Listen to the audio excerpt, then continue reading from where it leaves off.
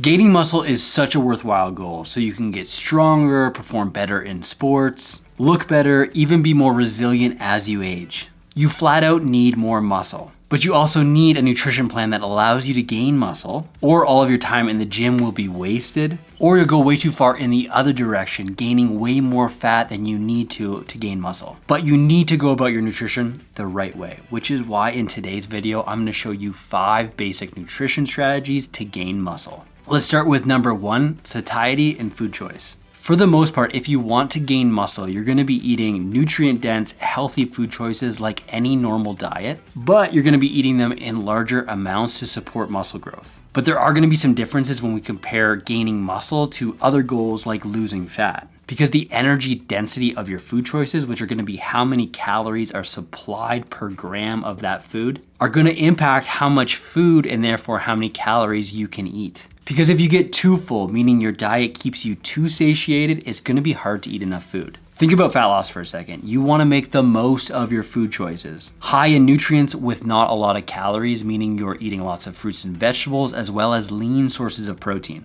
Not many liquid calories or sauces because they don't fill you up. The opposite is gonna be helpful when eating for muscle gain. Focusing on easy to digest foods with not a lot of fiber, making eating more and eating more often much more tolerable. Think about things like more apples and bananas and even dried fruit versus berries, which are gonna give you more carbs overall with the same amount of weight. And more potatoes and starchy vegetables versus leafy greens. Eating more trail mix, plenty of nuts and seeds and things that are gonna supply a lot of calories and nutrients can be helpful. And nothing is off limits here, but you do wanna make the most of your food choices and make sure they supply a lot of calories. How this plays out in the numbers specifically for fiber recommendations, which are typically around 14 grams of fiber for every 1,000 calories in your diet, means typically eating 1 serving of fruit and or vegetable for every 500 to 1,000 calories in your diet. When you're looking to gain muscle and focusing on eating more, you wanna shoot for the upper end of this calorie range, which means 1 serving of fruit and or vegetable for every 1,000 calories. Because this is gonna allow you to eat more and not fill up as fast. Again, focusing on easy to digest foods, even liquids like the fruit that's in smoothies or even fruit juices, can be consumed to emphasize more calories, which is the main goal here.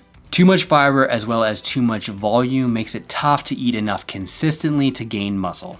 And speaking of muscle, which is all we've done here so far, you've probably realized that the building blocks for muscle are gonna be the amino acids that are supplied by protein. So let's talk about that. Number 2, amount of protein. When gaining muscle, since you'll be eating more food overall, which means in most cases you're gonna be having sufficient energy around, you're not gonna be breaking down your muscle for energy. So although you need more protein, it's probably not as much as the fitness or supplement industry has led you to believe. And although additional amino acids are required to build new muscle, you definitely don't need as much as you would if you're trying to lose fat to spare the muscle that you already do have. So how much protein do you need? Generally speaking, most individuals that are in a calorie surplus looking to gain muscle should consume between 1.6 to 2.2 grams of protein per kilogram of body weight per day. So for a 70 kilogram or roughly 150 pound female, this means between 105 to 150 grams of protein per day. These ranges or reference numbers stand up well for both biological sexes for protein intake. And here's the important part. Your protein intake per day is way more important than what is happening on a per meal basis. Which is why I'm such a big advocate of a tracking-based approach for nutrition, because it makes it so much easier to manage the big picture, the days, the weeks for your nutrition, versus trying to make things perfect on a meal-to-meal basis, because that's not gonna be as important anyway. Really what we're trying to do here is supply enough amino acids and nitrogen to make muscle gain possible, without eating so much protein that it makes it tough to eat enough energy overall. There is a trade-off here. Of all the calorie supplying nutrients, which are the macronutrients, the large components of our food we measure in grams, protein, carbohydrates, and fat. Of those 3, protein is gonna be the most satiating macronutrient. It fills you up the most. So although it's important to gain muscle, if you're trying to eat 3.0 or more grams per kilogram of protein per day, it could fill you up too much, especially if it's all whole food protein sources. It's gonna make it tough to eat enough carbohydrate and fat to bump up your calories. Speaking of whole food protein sources, the opposite, supplemental protein, can make it easy to hit your daily protein target because they're mainly just protein. Think about a 30-gram scoop of whey protein isolate. It's going to supply around 20 grams of protein with not a lot of additional calories. So if you lean into that too much, it can actually displace out some of those higher fat or higher carb protein sources. Think fattier cuts of meat as well as lentils and pulse crops. That could actually make your protein choices go further when you consider the total amount of calories. And this stuff all starts to add up when you're eating to gain muscle. And remember this, when someone is looking to gain muscle, they're really looking to gain skeletal muscle, which is the type of muscle that helps you physically move, generate force, and even look better. And to do this, we need to eat enough protein, like we just talked about, consume enough water and overall energy, as well as create a stimulus for the muscle to adapt, which will make the individual muscle cells bigger. In sciencey terms, they call this process hypertrophy, which comes from the process of making the individual muscle cells bigger or filling them up with nutrients. And that's what muscle gain is all about. And eating more protein is a big part of that. Next up, how should you spread out these nutrients, especially protein? Let's talk about number 3, nutrient timing. When you think about how to split up these nutrients, you need to consider the impact that nutrient timing or when you eat specific nutrients has on gym, training, and sports performance, as well as recovery, and the impact that nutrient timing has on muscle protein synthesis, which is going to be the process of building new muscle. When you think about performance, you want to be splitting up nutrients in a way that allows you to perform, meaning eating familiar meals within 1 to 3 hours of exercise, and emphasizing mainly carbs, some protein, and some fat depending on its impact on your digestion. Generally speaking, too much fat before working out can leave some people feeling sluggish, and that's because it slows down digestion and diverts some blood flow from the working muscles back to the gastrointestinal tract. So we want to minimize the amount of fat we're eating in some cases. This is quite individual. I have some clients that eat 5 to 6 eggs right before working out and they feel fine. And some other nutrition clients that can't stomach eating anything within 4 hours of exercising. There's going to be some personal preference here, but in most cases, you want to eat a pre-workout meal that contains 0.25 to 0.4 grams per kilogram of protein. Remember that daily total, we're just splitting that up here. Around 0.5 to 1.0 grams per kilogram of carbohydrate and 10 to 20 total grams of fat. That's what in most cases the pre-workout meal is going to look like. The rest of the meals focusing more on recovery and overall health can split up the macronutrients evenly or in a way that allows you to hit the daily recommended totals for all nutrients. Completing the macronutrient picture for all the totals here, we would have total macronutrients that look something like this. We've already talked about protein, but it would be 1.6 to 2.2 grams per kilogram of protein, 3.0 to 7.0 grams per kilogram of carbohydrate. Obviously a big range here, but people are going to be burning all different types of energy, and 1.0 to 1.5 grams per kilogram of dietary fat. Spreading this out between 3 to 5 meals and 2 to 3 snacks makes sense for most muscle gaining plans. And again, this should be based on personal preference, but also what allows you to stick to the plan and nail the overall totals, because that's what's going to matter most. Meaning if you don't really like eating snacks or smaller meals, you can eat larger meals. And as far as protein's concerned and how you split it up, here's what you need to know, because I know this is a contentious subject. You've probably heard something to the effect that you can only absorb 30 grams of protein at each sitting. This is the kind of thing that drove many people to eat 8 to 10 meals every day to build muscle and carry Tupperware everywhere they went. And it's not really true, because first off, you absorb nearly all of the protein you eat. So the word absorb here is incorrect, but really what we're talking about is how much protein your body uses. That's the contentious part, especially when it comes to building new muscle or the process of muscle protein synthesis. And that's where the original 20 to 30 grams of protein per sitting came in, because the original studies showed that past that amount, not so much more goes to building new muscle and it's just used elsewhere. But more recent studies have shown that in a single meal or ingestion, that 40 grams of protein is superior to 20 grams, and that 70 grams is actually superior to 40 grams. And more recently, an isotope study, which is going to be one of the best techniques we have for studying this type of stuff, showed that when you supplied 100 grams of protein in one feeding, it actually stimulated muscle protein synthesis larger and for longer than 25 grams of protein.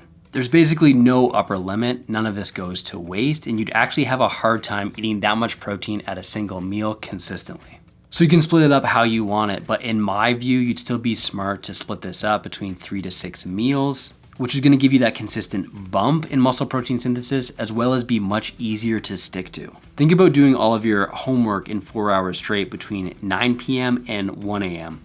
Could you do it? Yes. Are you likely to do it? No, not really. And muscle gain is the same thing. Don't leave all your protein to one meal and don't fast for most of the day. And that's the best way for us to look at nutrient timing for protein for sure, but also for carbohydrates and fat. Which brings up point number 4, amount of calories. For the longest time, the physique and gym world have been obsessed with phases. Either you're gaining muscle or you're losing fat, and nowhere in between. You could never really do both at the same time, but was that ever really true? Not really. The thought is that in order to gain muscle, since you're building actual physical tissue, you need energy. And how much energy and where that energy comes from is the question. The easiest way to do that is consuming more calories than you burn, putting yourself in a calorie surplus, which creates the anabolic environment in order to build muscle. And if not from your nutrition, where does this energy come from? Well, there is quite a bit of stored energy in your fat reserves. And although fat doesn't really turn into muscle, they're two distinct tissues. The energy from your fat under the right conditions and training environment could be used, or partitioned, as scientists like to say, into different tissues. Meaning you can gain muscle without being in a distinct calorie surplus. Is it easy? No. But is it possible? Yes. And this is something the internet calls body recomposition. Gaining muscle while minimizing fat gain, or in some cases actually losing fat, is possible with these two processes going on at the same time. See, what typically happens is when you gain weight, you're gaining some muscle as well as some fat. It's never a perfect process. And the more weight you gain, the more absolute amount of muscle you gain, as well as the more fat you gain. So the absolute number goes up as well as the amount of fat, which may be fine if your primary goal is just muscle gain. But for most of us that want to look and also perform better, you'd be better off gaining some muscle without going to great lengths to gain it and gain a bunch of fat as well. Which leads us to our next question. How many calories should you be consuming? Generally anywhere between 100 to 300 additional calories per day, meaning you get a sense of how many calories you are burning on average normally, which is called your daily energy expenditure, and then adding in 100 to 300 calories more per day. Where you'll fall on this range depends on your training experience, how long you've been at this, as well as how comfortable you are gaining additional fat mass. Which brings me to my last point or strategy to consider here. Number 5, rate of gain. How much muscle can you grow? This is important because it's going to dictate how much more you should eat. Okay, so far we've covered managing fullness, eating enough protein, when to time nutrients, as well as how much to eat. But the last thing we need to cover is how much muscle can you put on and how fast, because this is gonna dictate how much food you should eat. Now, the first thing to point out here is that everyone's individual genetics is gonna be different, and how hard and how much you push your training, your age, nutritional choices, recovery through sleep and stress, it's all gonna be different. And this is gonna impact how much muscle you can gain. But if we look backwards through time and assess how much muscle someone can put on, especially when it comes to their experience in the gym or their training age, you start to get a sense of acceptable rates of how much muscle someone can gain. Depending on who you ask, Dr. Mike Israetel puts this in references of how much muscle someone can gain per year. And how much you gain has a lot to do with your training age. He says in your first year of training, you can expect anywhere between 5 to 15 pounds for young, healthy males with quite a bit of variability. Some people won't gain at all. Females typically, and this goes through all the numbers here, can expect roughly half to 2/3 of these muscle gains. In years 2 to 3, about 5 pounds per year, with a range of 0 to 10 pounds per year, depending on various factors. As we move forward to years 4 through 6, we're talking about 1 to 5 pounds of muscle gain per year, with increasing importance on training and getting a better sense of a proper diet. That's going to become more important. After that, their gains are going to slow even further. Years 7 to 10 plus, we're talking about 1 to 2 pounds per year, which is incredibly depressing if you've been at this long enough, with some individuals experiencing nearly plateaued growth. You're doing it because you love it at that point. And that's rates of muscle gain. Now, it may be easier to actually track your increase in body weight because it's much more accessible. And this is how the muscle and strength pyramids presents it. So in the first chart we have here from the muscle and strength pyramids, the nutrition book on the left-hand side, and this is from Dr. Eric Helms, Andy Morgan, and Andrea Valdez, very well put together. On the left-hand side, we have beginner, intermediate, and advanced. And by definition, that beginner is someone that's able to progress most training loads in the gym on a weekly basis. For an intermediate, that happens on a monthly basis. And for an advanced trainee, that's going to be something that only really happens when you view it on multiple months or during the year. We talk about the differences of monthly weight gain, not over the course of the year, over the course of the month. For the beginner, this means they can gain around 1 to 1.5% of their body weight. Obviously, that's not going to be all muscle, but it's going to be a significant amount of muscle on a monthly basis. For the intermediate, this is 0.5 to 1% on a monthly basis. And for advanced, up to 0.5% of body weight, that being the top end. Again, this really slows down. So those are the rates of monthly weight gain dictated by scale weight. And this is the amount of a calorie surplus that you would need to make that happen at each level. So for the beginner, we're talking about an additional 200 to 300 calories per day. For the intermediate, we're talking about an additional 1 to 200 calories per day. And for the advanced, it's just a slight increase, pretty close to maintenance, or up to an additional 100 calories per day. So what this all means is, depending on how long you've been training, you'd be wise to consider how much additional food to eat if your primary goal is to gain muscle. And this is something I experienced firsthand. The year was 2003. It was the summer that Dr. Mark was going into grade 11, and I was really focused on playing football and gaining as much weight or muscle as I could. I wanted to play linebacker, but I was just too small, so I needed to bulk up. Luckily, I got a job at a Greek restaurant washing dishes. Every night they'd send me home with a gyro and a full plate of salad and fries, and I would eat it every night before bed. They also didn't know my name there for the entire summer. They just referred to me as the boy. But I trained hard and I gained 20 pounds that summer in 8 weeks. Some was fat, but I got a lot bigger, namely because I was new to training. But it's also because I ate foods that were easy to digest. I ate enough protein, I spaced all the nutrients out, I stayed in a calorie surplus, and I gained at an acceptable rate. And those are the 5 basic strategies for muscle gain. Now, if you're really serious about starting a nutrition coaching business, the next thing I'll have you do, check out this video I've linked up right here. Today, we learned all about muscle gain, but I also want to teach you how to lose fat and keep it off. And you're going to learn that in this video right here. So check it out now, and I'll see you in the next video.